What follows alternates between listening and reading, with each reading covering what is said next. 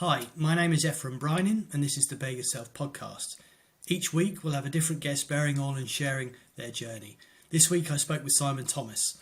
Simon came to prominence in the late 90s working on the kids' TV show Blue Peter before going on to present live Premier League football on Sky Sports.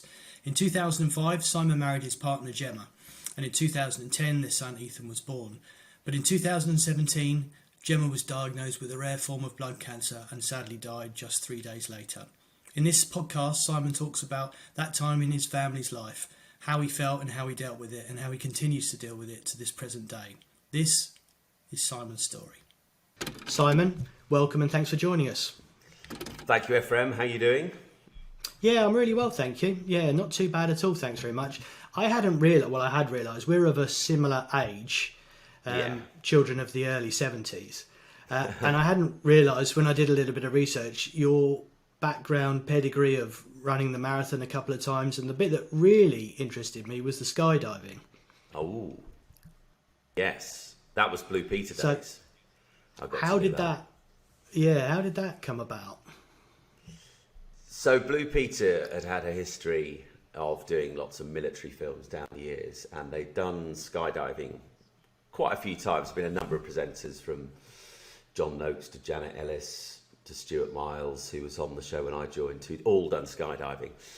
And of course, the generation of people watching Blue Peter changes every few years as kids get older and a new generation starts watching. So I think it was about the fourth or fifth year I was on the show, so I was on it for 6 years. They wanted to revisit the skydiving story again, and they'd known that I'd wanted to do it. So they approached me and said, look, we've got this idea, which is for you to learn how to skydive, and we will go out and film you with the RAF Falcons in San Diego. So everything was set, and I went out with them to San Diego in January. I can't remember what year it was, I think maybe 2004. And was all set for what I thought was going to be the best couple of weeks ever. And sadly, by about day 4 or 5, it turned into an absolute nightmare. What happened? Or do I not want to know? Well, what happened is that every time we would do a jump, obviously it needs to be filmed because it's going to be on the telly. So as well as a crew on the ground filming us from a long way away, we had a skydiver with all the camera equipment on his helmet who would drop down with us. And when you learn to skydive, you have an instructor with you. So I had 2. And so they're there to make sure you get that right. And then eventually as you get more confident, then they begin to let go more. So down we were going, I think it was jump number 5, and everything had been okay up to this point. I mean, I love Daredevil stuff, and I love just that sort of slight whiff of danger and death in the air. Sort of gets the old blood flowing, the adrenaline flowing. So the first few jumps have been okay, and then on this jump, I just remember going to pull my chute. I think when you're training, you have to pull at 5,500 feet. So we were jumping at about 12,500. So you get about 40 seconds of free fall, and then your parachute opens, and then you are on your own. And I went to pull my parachute at 5,500 feet, and it all felt a lot longer than it was. But initially, nothing happened. There's nothing above my head. I'm not feeling that jolt as the kind of parachute inflates, and you go from 120 miles per hour to floating very serenely through the sky. And then I could sort of feel what felt like a sensation of someone kind of punching on my back. And eventually the chute opened and down I came. And then after every jump, what they would do is they would review it by showing you the video, and they'd go, right, this is good, this is not so good, you need to get your feet into that position, your legs are not quite right, and all this kind of thing. So it's a really useful tool to learn quickly. They did say later on they probably should never have shown me this video. So I watched this video, and that sensation of kind of feeling this sort of thumping action on my back was actually at the moment when I pulled, nothing did happen, and the parachute didn't pop out. And you can see Toby and Roger on my side sort of banging the backpack to try and get the parachute out. And eventually it came out. Oh my God. I just totally lost my bottle. Because it's a huge... Well, I don't blame you. Yeah, it's probably one of the biggest games of faith or trust you can play, because you are essentially exiting a perfectly healthy aircraft and then putting your trust in a load of nylon string and 2 bits of fabric. One's your main chute, one's your reserve. And if both fail, you know what the outcome is. So it's a really weird thing to do. And you're relying on something having packed it, aren't you? That's the other thing. Someone's packed it properly and it's been checked. And well, I remember that horrible story coming out where someone, I think it was here in the UK, wasn't it, had his nylon string snipped and then carefully packed back in, and they never knew that it was faulty, and then he went up and jumped, and we know what happened to him. So yeah, there's a massive amount of trust in in the person who's packing your chute every day, because even if they pack it slightly wrong, it'll open, but you'll get what's called a really bad opening, which is very uncomfortable. So it's an amazing test of faith and trust. But I did eventually, basically the whole trip came to an end, and we did go back a year later, and I conquered my fear, and we produced a really amazing second film. So, well done to you. That takes a lot of bottle.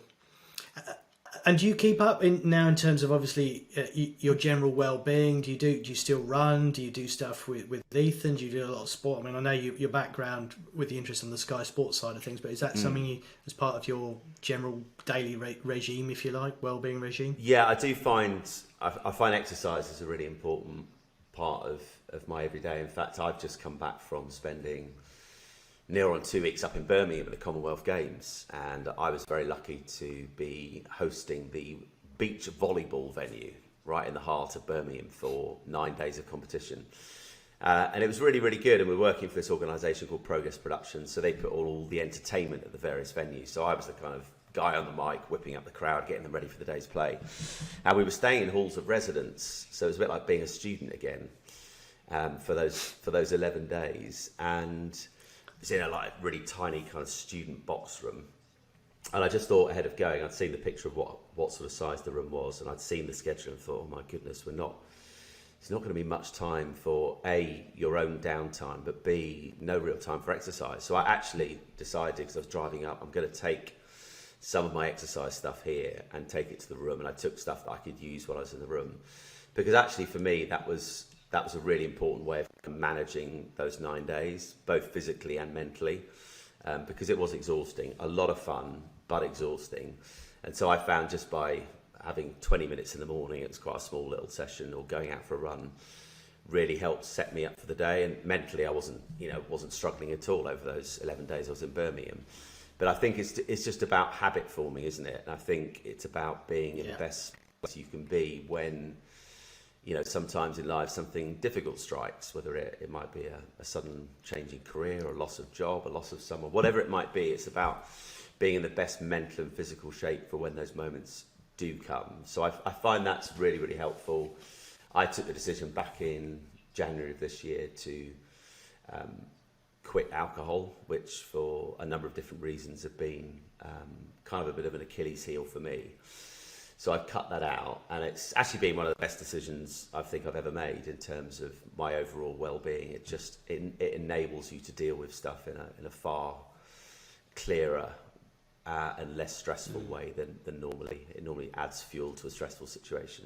Sadly, it's taken me quite a number of years to get to that realization point, but that's been a really important thing for me. So kind of cutting that out, being fairly disciplined in exercising, and even when I don't really feel like it, are kind of little. But they're the best ones, aren't they? Those are the ones where you think, I just cannot be bothered, and I could just sit here and do nothing for an hour. And then hate myself because I've wasted that hour. But those are the ones where you get the biggest reward, and especially when the weather's like this. There's an excuse not to do these things, and I think I'm the same as you. It's my emotional health is intrinsically linked to my physical health, and if I could keep the two married in, and alcohol's an interesting thing, and I'm guessing, going back to your career in media, I guess alcohol is one of those things that is always kind of there. I guess how you've been in the media side of things for 20 odd years, 20 plus years, starting all the way back then. You're just a face that I kind of you bring a bit of security, I guess, because it's like a newsreader. You see them every night, and they bring sort of security and sanity to your life, just as you're one of those guys that I've been used to seeing on the telly since, I don't know, I guess it's late 90s, early 2000s, with Blue Peter, and then obviously into the Sky things. But I wanted to pick up on that as you were running through that career in media, and I've never done anything like that. I dabbled it for a couple of weeks when I did SAS Who Dares Wins, and it's a really weird, fickle world where you're kind of here today and gone tomorrow, and it's pretty bloody brutal. And I imagine it's very different now to when you started with the advent or the popularity of social media, and how that has become almost intrinsically linked to it, and how everybody's opinion is there out in front of you. And I guess that's something that we'll cross a little bit later on in this. But I wanted to just go back to those sort of early years, how and why you got into the media, how you got to, obviously you met your wife Gemma, you got married, you had Ethan. Just how did that, was that just like a natural process? You'd gone to university, you wanted to get into media, you worked up sort of through the ranks. How did that in those days work, and how was it in the background trying to sort of raise a family and all the usual sort of things? I don't think it was a natural process in terms of ending up doing what I was doing. I was one of those people who went to university without really any firm idea of what I was going to do. I just went and did a degree in a subject, history, which I happened to be quite good at, but I had no idea what I'd ever use it for. And yeah, for quite a while at university, I was like, what on earth am I going to do? I even went for a selection day for the graduate trainee scheme with the Metropolitan Police. But it's just one of those stages we were at, sort of year 3, we're thinking, what am I going to do? I don't know what to do in my life. And, you go to the milk round at university when lots of different organisations come to this careers fair, and I ended up down in Hendon for 2 days. Thankfully, I got kicked off the course because I've got a dodgy knee and they didn't want to take someone on who might cost them a lot pension-wise. It was a lucky escape in the end. But what I was doing at university is we had an internal television station called Guild TV. And I started working for them, and I started doing a show on a Friday lunchtime called The Lunchbox. Literally nobody watched it. It went out on the little TV screens. It was the era before widescreen, the little TV screens in the Guild of students in the bars. And I got a real taste for broadcasting and a taste for presenting, and I thought, I really like this. I feel like I'm quite good at it. And it wasn't really until I actually left Birmingham University in '95, I thought, right, this is what I want to do. I've kind of had my light bulb moment, and this is the route I'm going to go down. And that took 3.5 years, from leaving Birmingham in '95 to eventually getting the job on Blue Peter at the tail end of 1998. It took a long time to get there, a lot of knocking on doors, a lot of having auditions, and people telling me, one famously, who was the editor of Children's BBC at the time, I don't see you ever working in kids TV. Rather ironically and deliciously, and 18 months later, I was working for CBBC as Blue Peter presenter number 27, which was a lovely, sweet moment. But yeah, it wasn't until I came out of university that I really had a fixed idea what I wanted to do. I homed in on Blue Peter. That was the show I'd loved watching as a kid. I knew what an amazing show it was to work on as a presenter, and that's the one I went for. But 3.5 years it takes to get there. And yeah, I think it's a weird old thing. Back in those days, kids' TV is so different now. I just look at Ethan, my son, and look at his viewing habits. It's nothing like it was when we were kids, because the choice is massive. And so he watches very little of CBBC or Children's ITV or stuff on the actual telly. It's ostensibly YouTube and other things like that. Yeah. So that kind of, I was lucky enough to work in probably the final, I don't want to sound too ostentatious saying this, but the kind of last sort of golden era of children's television, when there wasn't all these distractions. While I was on Blue Peter, the digital age did begin to come in, so the CBBC digital channel arrived about halfway through, but there was no social media. Yes, the internet was around, but there wasn't the level of stuff to watch on there. So, we'd get a Christmas show back then that would get 6 or 7 million watching it. Now, those are the kind of TV audiences now that producers and TV execs would die for. I think Blue Peter now is lucky, and it's not because the show's now inferior, it's just a different era. We'll be lucky to get 300,000-400,000 watching it. So it's totally different. So we were kind of just in this era where it was still watched by a lot of people, and I found the whole fame thing quite a weird dynamic. There was part of me that was very interested in what it would be like to be famous. But I think that interest and that novelty factor probably lasted about 6 months. And I think in the end, I loved the job. I loved what I did.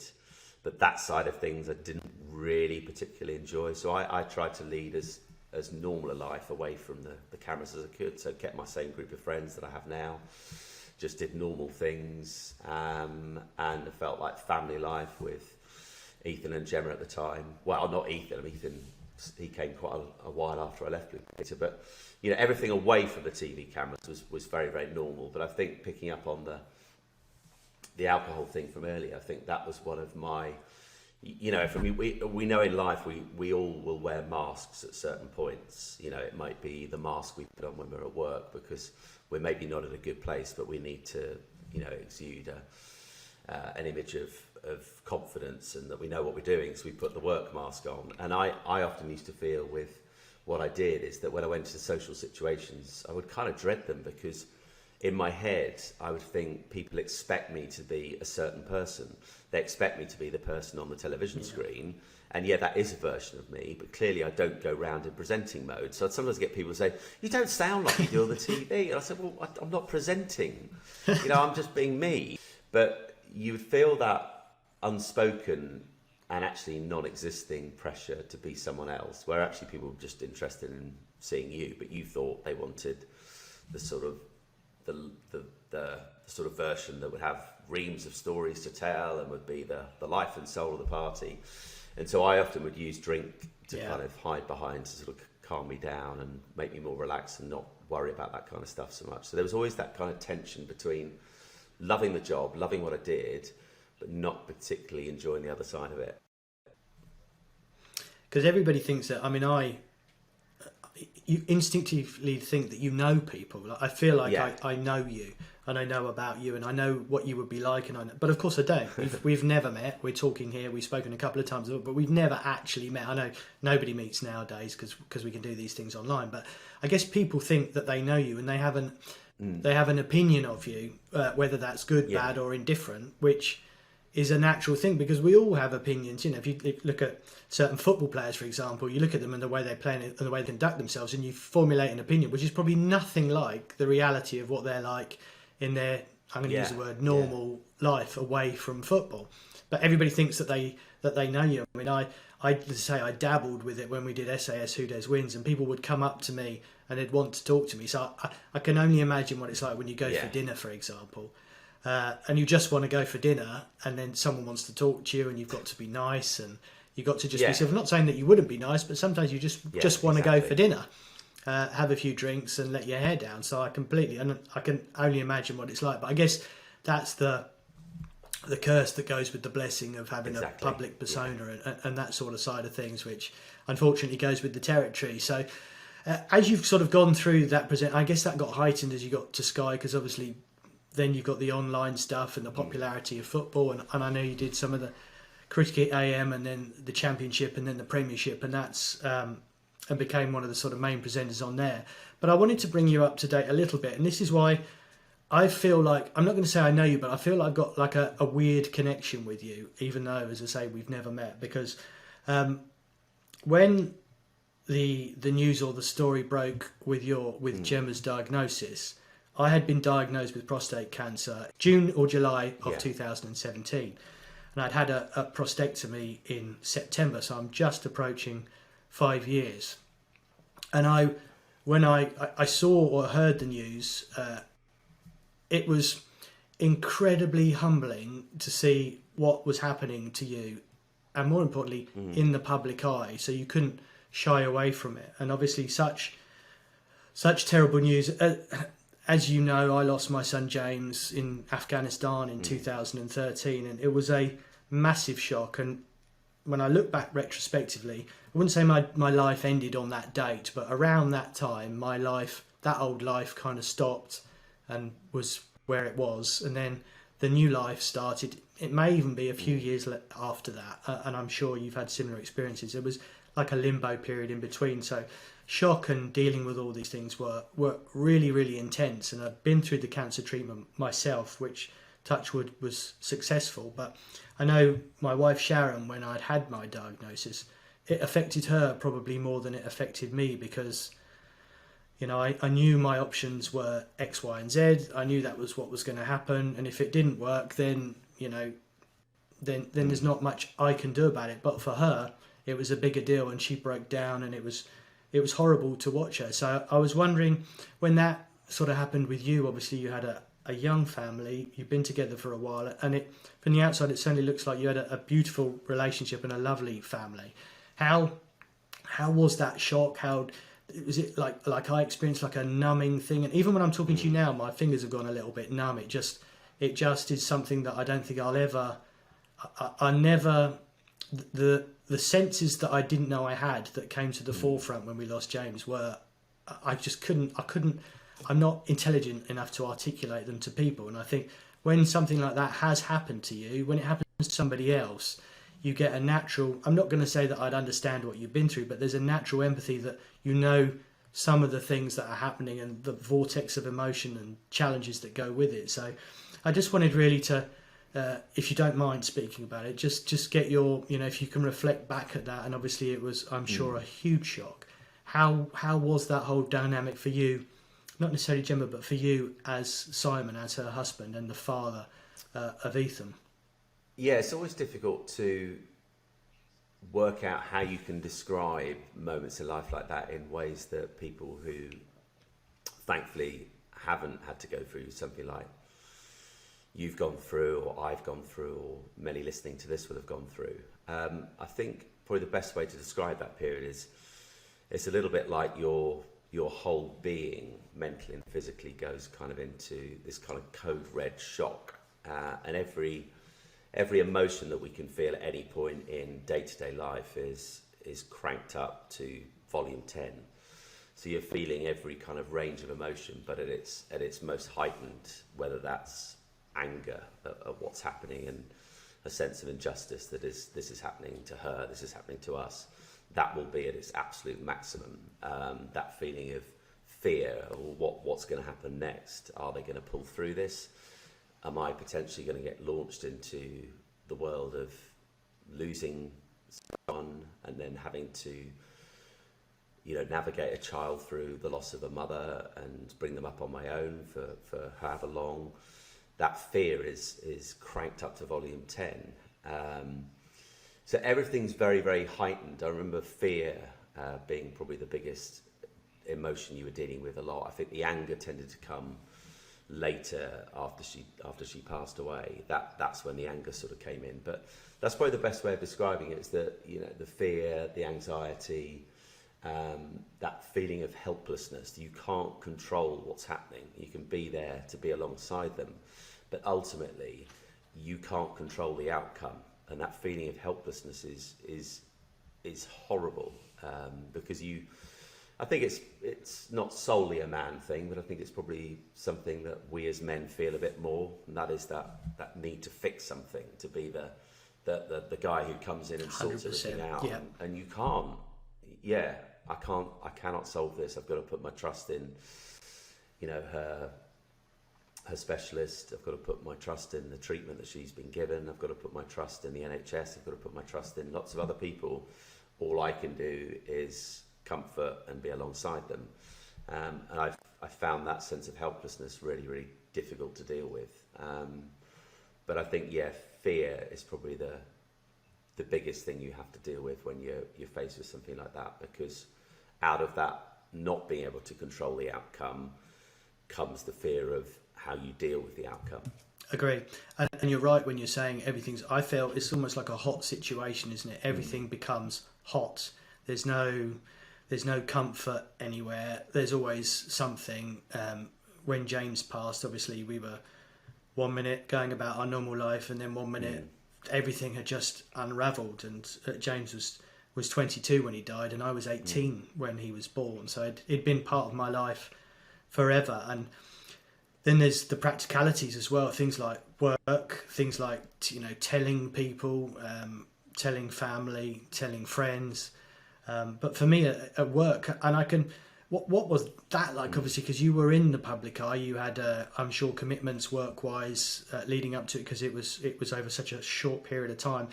How did you feel with that sort of side of it? Did you feel, I'm not going to use the word supported, because obviously you can't, how can someone support you because they wouldn't have had an understanding of what it was? But did you feel that there was an empathy and understanding, or did they leave you to do your thing and then come back to them? How did that work? Because I worked for a relatively small company, and whilst I was obviously given time off, I thought there was a pressure for me to come back, and it was the usual.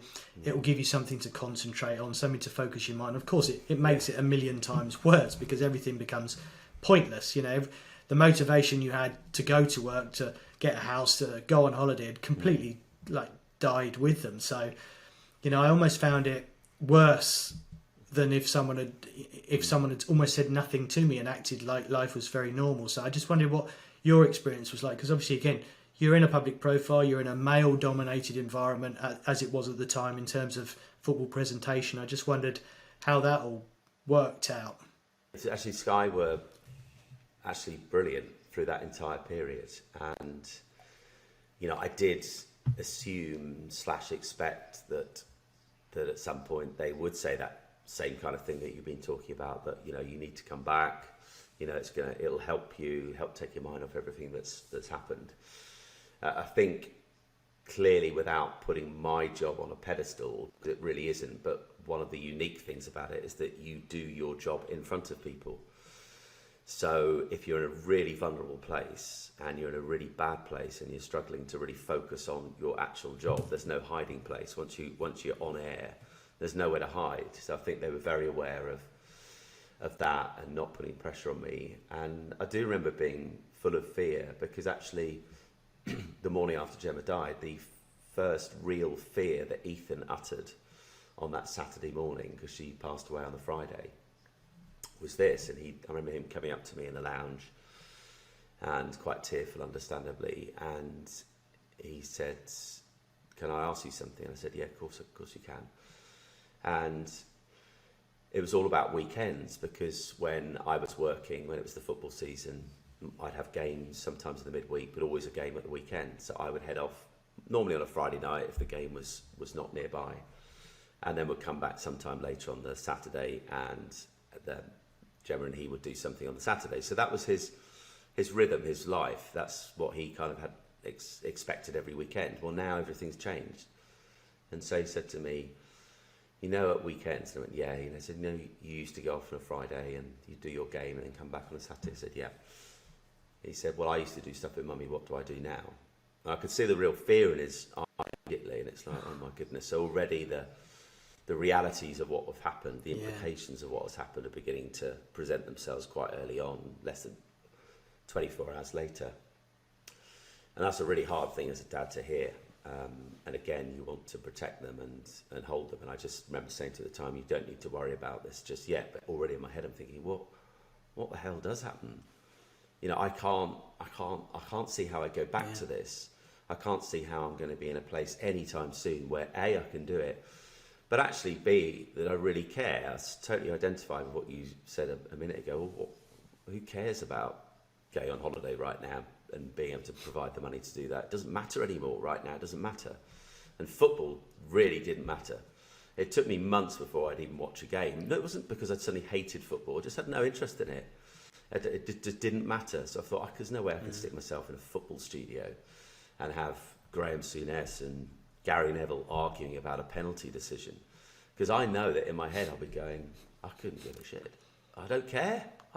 Right now I don't care. Who cares? To them and to people watching, they do care. Yeah.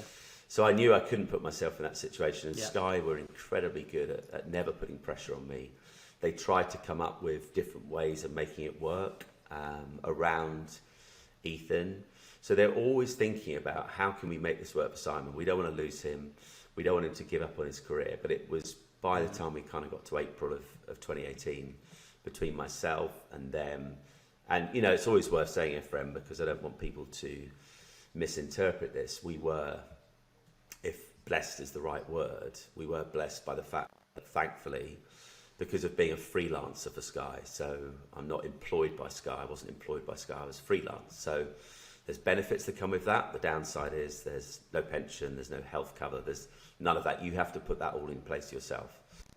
And one of the things I put in place with a very wise financial advisor that I have was life cover for not just me, but also Gemma.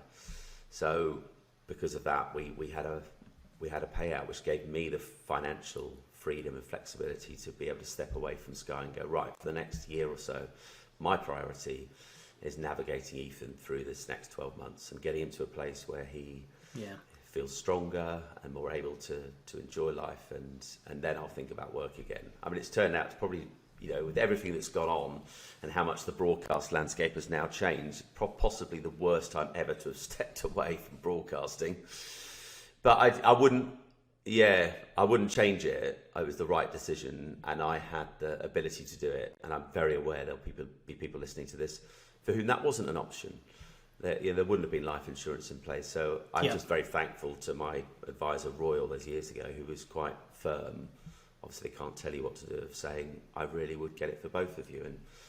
And we benefited from that kind of wisdom. Yeah. Yeah, a bit of a game changer for you. And as time, I guess, progressed, and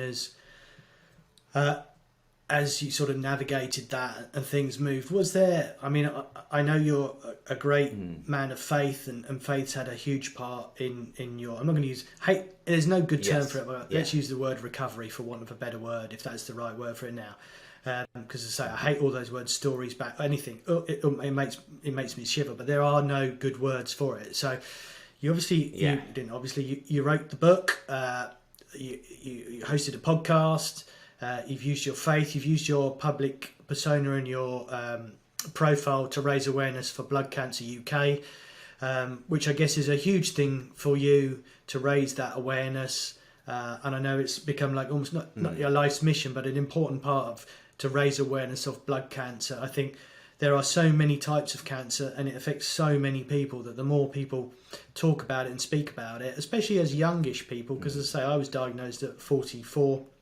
I'm not sure how old Gemma was, but 40. She was still a very young lady. And I guess we always, I mean, it makes no sense. These things don't make any sense. But then children get diagnosed with all sorts of cancer. So in raising awareness, I think it's a really good thing. Have all these things been cathartic? So the book, the podcast, the cancer awareness, have these all been things that you've used to help you? And, the best way of helping yourself sometimes is to help other people, which is why the charity Strong Men exists. And for me, it's cathartic because we help people and that consequently helps us. Would you say that was a big part of it? Was that conscious or was that subconscious, or was it just something that became more important to you than, say, possibly you're presenting? It's probably subconscious at first. I think as time has gone on, it's become more important than what I do for a job. But my job's still really important because all those things are good. But as you'll know, they don't put food on the table, mostly. So you still need to. Unfortunately, have a living and do what you do, what you're known for and what you're good at. But I think definitely cathartic. I think all of those different aspects you just mentioned, writing the book was very cathartic. I sometimes think about the book and think, what would a book look like now if I'd never written a book and someone said, would you write a book on the last 4.5 years? I think it'd be quite a different book. I wouldn't probably decide to suddenly sugarcoat everything. I think that was one of the things I really didn't want the book to be, which is why some people have, they've said to me, people I know and people I don't know have said, found it really, really difficult to read. But that's because, as you know, death is very uncomfortable and very difficult. And it's not easy. So I didn't want to sugarcoat it. I don't think I would now. I think my appreciation of everything now would be very different. I think I started writing it, when was it? 2018, towards the end of 2018. So sort of September, October 2018. So not even a year on, and probably finished it sort of summer of 2019. So a lot of the emotions were still quite raw and real. I wasn't having to think back on how I was feeling about anything. I was still kind of feeling it. So that's meant it was quite raw, and I was very honest about my struggles and very honest about how it felt. I think if I wrote it now, it probably would be different, because I think as time goes on, you can't make sense of lots of things whilst you're in it, whilst you're in the midst of your body and mind being in kind of code red, like I was talking about. You can't make any sense of what's going on. But now, as you look back with the kind of passage of time getting ever longer, you can go, oh, that's why it felt like that. That's why when it felt like friends were deserting me, that's what actually was behind that. But at the time I was just full of bitterness and anger that why were they just suddenly not around as much. But now I can look back and go, well, I know what was going on there now, because I've learned so much about, you know, the area of grief. I've learned so much about myself. I've learned so much about mental health and all those kind of things. So I think, you know, doing bits for Blood Cancer UK and raising awareness, all of them have been part of the, I'd call it, you know, not the recovery process, is the part for me of finding life again in whatever shape that takes. And it's they've all been a big part of it, and actually finding a new version of yourself, because whether you like it or you don't, a moment like this will change you.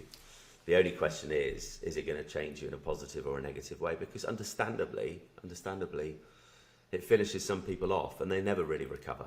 And I can totally understand, because I felt like I would never recover. I remember a really powerful thing my sister once said, and it wasn't to me, it was to my wife Derrina, and it was a conversation 2 or 3 years ago, I think it was, and I was less than 3 years ago, because I was in a much better place by this point. But he said, you know, when we look back on where Simon was after everything happened, she said, I had a real fear we'd never get our old brother back. Well, they never got that version of me back, but it was kind of that, you know, that just to see someone smile again, see a sense of lightness in their being again, you know. But that doesn't happen to everybody. It just doesn't, for lots of different reasons. But no, you know, it's all those things I think have been a key part of helping me to find life again, and actually appreciating life and understanding people, and how complex we all are, but understanding how grief affects people in very different ways, how mental health struggles can be very, very different from person to person. And all of these things, I hope have made me a kind of more rounded person than probably I was 5 years ago.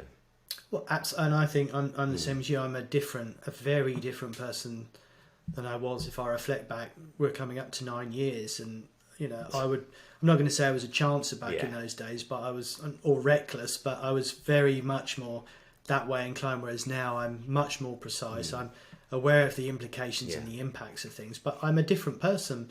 I understand myself better. I understand people better, and I hope that many other people. The weird thing is when I've changed, the friends that I've retained, and you're right, I've lost friends and family along the way, but I've gained friends and family along the way. But the ones I've retained, I must be a different person to them, but I wonder if I am, whether, you know, how they view me. And I've never really asked them. I must ask them, but it's a difficult question. You're right. And I wanted to ask you, I mean, with the charity Strongmen, obviously you're aware of, we support a lot of widows, and one of the things that often comes up is, as they look to form new relationships, they have real struggles with guilt, with all the different aspects. And obviously that I don't have an understanding of that. It's not something that I fortunately have an experience of, but that kind of like almost like that, the fear of people saying, well, you got over her quickly, that sort of thing. So you've recently remarried to Derrina. I just wanted to get your side of things on that, and maybe her side of things on that, and also Ethan's side of things on that, and perhaps even if you're happy to speak about Gemma's family side of things on that, because when James died, he had a girlfriend he'd been with for a very long time, and I can't say they would marry, but I believe their future would have been together, and we were very close to them for a period of time. But as she found someone else, and the way she dealt with it, we were very uncomfortable with. And we haven't spoken with her for a long, long time. And it's a shame, because before James went out to Afghanistan, we were sat on the services on the M4 just before we got to Wales. And he gave me the old, Dad, if anything happens, this is what I want you to do sort of stuff. And one of them was regard to his girlfriend, Ollie, and what he wanted to do for us looking after her, which we did. But I wished that we'd maintained some form of relationship with her, but we weren't able to. And that's fine, but I just wondered how, because I'm sort of coming at your side from a slightly different angle, how the whole dynamic with everybody, how that was. It's a real delicate process. So how it was for you, for Derrina, for Ethan, for your in-laws, that sort of side of things. Again, if you're comfortable to talk about that, I know some of the guys that we support would be. Well, there's be two interested things to I'd hear initially your say side of to that is that one of the things that I've learned as time's gone on, and again, this is something I probably see very differently now to how I would have seen it if we were having this conversation 3 or 4 years ago, is that when something like what's happened to you, what's happened to me, what will have happened to the guys listening to this happens, is obviously you're at the epicenter of what's happened. It's going to affect you the most profoundly. You've lost your son. I've lost my first wife. We are the ones who are going to feel this the most acutely. In terms of the practical implications of what's happened, it's going to sit squarely on our shoulders. So I'm the one who's going to have to deal with my son now being without a mum. But around that, the kind of epicenter of grief is you. But around that, the shockwaves of what's happening reverberate out far beyond where you can really understand. And obviously it hits next the hardest will be Gemma's family. And it hit obviously her mum and her sister really, really hard. And 5.5 years on, not 5.5, 4.5 years on, you know, they're struggling still. And I totally get that. And then my family it hits, and then friends, and the shock waves of grief go out way beyond where you are. And people will grieve in different ways and will grieve for longer periods. And you might look on sometimes and go, well, I feel in a really good place now. Of course, there's that sadness still there, but I feel a sense of fulfillment in life. And yet you're still in that place. Well, everybody's, you know, journey through this is going to be very, very different. And you have to get to a point of understanding that's the way grief works. It affects people in very different ways for very different periods of time. So that's one thing I had to learn with all of this. And the second thing is that there is that tension when it comes to people finding love again that we have when it comes to people who have been bereaved. And that is that on the one hand, I think our friends and family, like what I was saying about my sister saying that line about not getting their old brother back, is that they want the comfortable version of you back. They want you to be the easy person to be around again, not the emotional one, not the one who's fluctuating 1 minute between tears and then anger and then frustration and then denial or whatever it might be. They want that easy person to sit alongside again, but there's that tension but they almost, our society thinks there's a period in which you should be wearing kind of sackcloth and be miserable and mournful and dark and down, and no one's really decided how long that should be. But I think the general rule of thumb appears to be when people find new relationships again is it's always too early. I think with some, it could be 10, 15 years later, and I don't think anyone would probably say that's too early. But there's just this weird undeclared period of time before which you're not allowed to be in a relationship again because that's getting over it too quickly, or that means, and I think people wrongly equate meeting someone again to everything being forgotten. The reality is Gemma will never be forgotten because, largely because he's now 12, nearly 13. I have a boy who lives every day, happy though he is and well balanced though he is, and no matter how much he loves Derrina, and Derrina is just such a rock for him, he will still grow up in a world that I can't even understand. I lost my dad 2 years ago, but for 47 years, my dad was around. So I have no idea what this has been like for Ethan to know that for the last 4.5 years, since the age of 8, he's not had his mother alongside him. I can't begin to understand what that's like. So there will always be those who will go, it's too early. And it will come from a place of probably a lack of understanding. I think as I went along, it also came from a place of bitterness, because actually when in the early days I began to say a few things publicly about being in a relationship again, some of the most, I don't think they hurt me, but they hurt Derrina when she saw them. Some of the most vociferous, nasty comments, once I had a little look into who these people were, more often than not, they were people who'd gone through something similar. And it was like for a while, they identified with you. You were the guy who was now in the place that they are, and you were speaking very publicly about what it was like, and you were kind of reflecting how they were feeling. But then suddenly happiness began to creep back into my life, and it felt like some people just didn't like that. They didn't like the fact that this guy, hang on a minute, that's not fair, because I've been a widow for 10 years and I can't find love again. So that I think there's a lot of complexities to it about when's the right time, what's too early, what's not too early, should you ever find love again. And it's difficult for someone like me in that I wasn't given the opportunity to ever have those conversations, because it was three and a half days between diagnosis and Gemma dying. So there was no time to even have conversations about Ethan, because the diagnosis at that point was not, you're going to die. It was, you're seriously ill. We've got to do everything in the next few days to get you stable.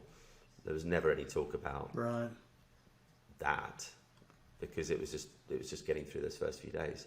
So I don't have a conversation to go on. I know there are people for whom they have been told by their other half who's gone that they want them to find love and happiness again. And there are some, I think this is a bit unfair, who've been told in no uncertain terms, you must not. Which seems a bit harsh. So it's a complex area, and I think Derrina's found it very hard in that. I think for her, there's this massive head screw, and that is that no one chose for this to happen. We've got some friends, and she's married a guy who's divorced. His wife had an affair, and they got divorced, and now our friend has married him. He comes with his own kids, so she's got stepchildren.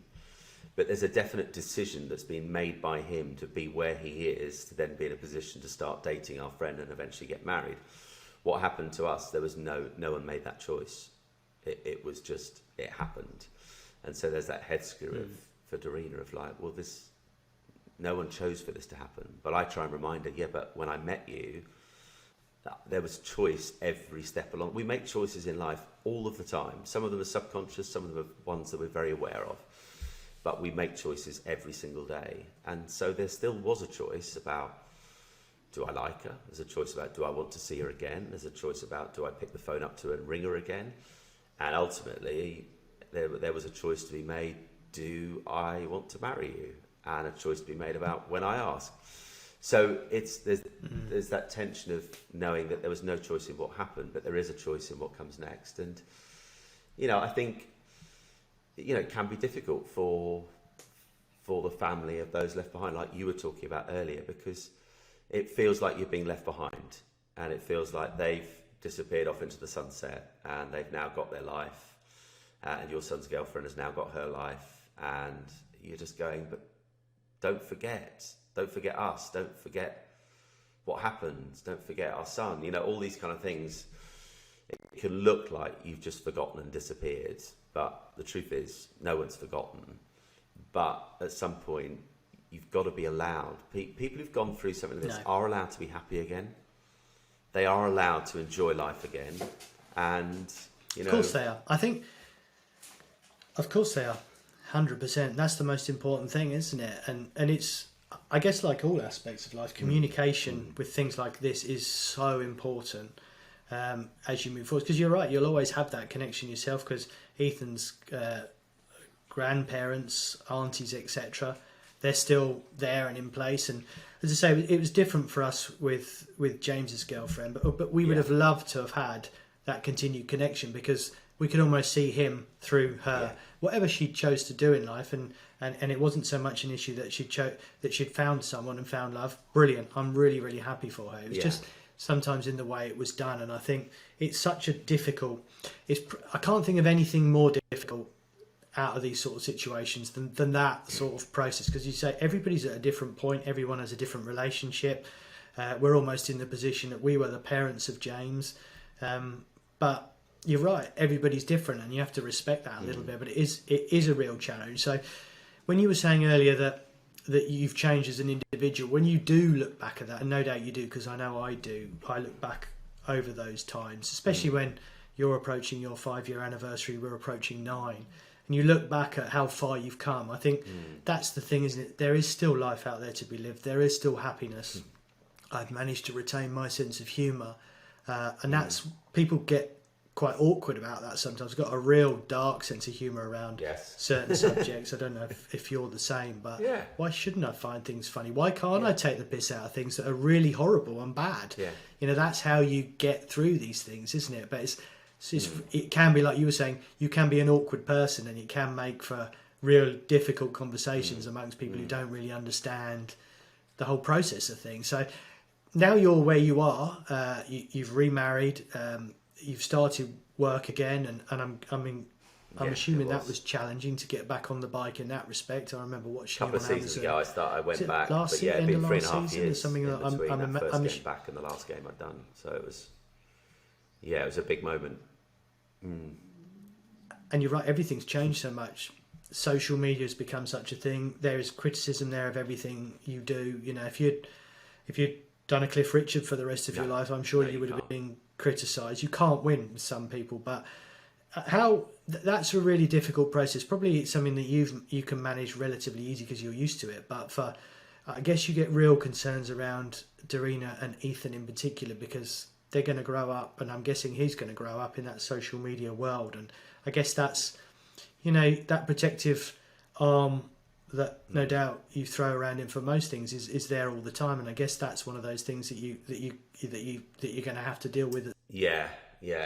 Oh, it's horrendous. There's so much parents now have to think about that our parents didn't. I mean, I'm sure they had their own very valid, real anxieties around us when we were growing up, but not this. And I think, like with everything, it's about communication, isn't it? And about setting expectations and setting boundaries. So we were clear with Ethan that, you know, he would not have a phone until he began senior school, and he began senior school last year, so he's going to year 8 this year. And, you know, ahead of getting him a phone, it was about establishing the rules and the expectations of what that would be. So, you know, Ethan, we're going to get you a phone in September, but you're not going to be on WhatsApp. You're not going to be on social media apps because you're still too young for them. And we will have screen times set on it. And it was kind of agreeing to that and saying, that's how it's going to be. Are you happy with that? Yep, okay. So we can get you a phone. So it's kind of establishing the rules early on, in the knowledge that ultimately once they're out the front door, I can't, and Derrina can't control what he might see on someone else's phone at school. But it's about when they're back home, just putting in enough in place to protect him as far as you can. Because that's the scary thing with it all, Ephraim, is that you can't necessarily protect them a lot of this bullying is happening in kids' bedrooms. You know, bullying at school meant, when I was at school and you were at school, would be a physical confrontation. It would be seeing the bully and a verbal exchange, or in the worst case scenario, a physical exchange. Now it's far more subtle, but actually more brutal. You know, going home with a bruise on the arm, as I did a couple of times, is very different to seeing something online in the darkness of your room at home that can leave you in a desperately bad place emotionally and mentally. But again, it's about communication. It's about being open with him and saying, you know, if you ever see anything, about making him aware of what he's going to see and may have seen. And if he's worried about stuff, keeping the lines of communication open, that he must never feel judged and never feel bad and never feel that we're going to, you know, pounce on him and be really cross with him because he tells us something that he's worried about.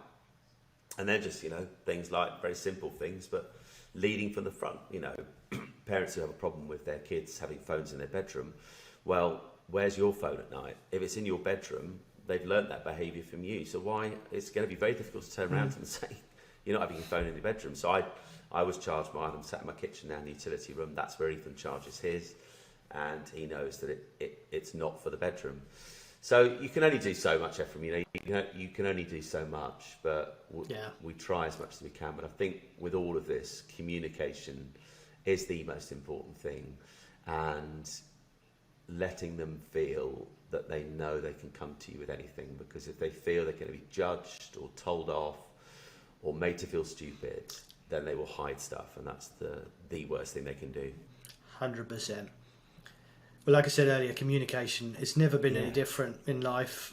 Sometimes it's difficult, isn't it, to go with, stuff and to talk to people about stuff. But generally speaking, it's worth it. And I think that's, I've learned, particularly again over the last few years, how important it is to communicate with Sharon, with my wife, with my daughter Yasmin, and Yeah. with my friends around me. You've just got to be open and honest with people, and it doesn't mean you're always right, doesn't mean you're always wrong. You're kind of indifferent and in the middle, and that's fine. And I think it's lovely to talk to you specifically about difficult things, because I think I get fed up when people say to me, you're inspiring and it's inspirational. But generally, Yeah. it really is quite inspiring when you think what you and I have been through, and we're still here and we're still able to smile and go about our life with purpose, and to try and help people, try and help ourselves, and try and make a difference in life. And because I think life is as hard now as it's ever been. Whether that's because of what's happened to me, I don't know. But with everything that's going on and everything that's happened and where we are in life, I think it's more and more difficult to do that. So I think we should pat ourselves on the back a little bit that we're kind of sane and moving forward. And I think that's one of those things. And we're hoping with what we're doing here with the podcast, and thank you very much for your time. It is really to put these things into context a little bit, to say that they do happen. That shit does happen, and you do have to deal with it one way or the other, and hopefully in the right way moving forwards. And I think hopefully with this podcast, that's the intention of it, is to talk to people like yourselves with difficult stories, difficult subjects, to try and share that journey with other people, and people that have been through similar things to you have and I have. And I can't thank you enough. And hopefully people will like it, they'll follow it on social media, subscribe, and whatever these things are that people do. Absolute pleasure, mate. And thank you, Simon, for your time. I really, really do genuinely appreciate it.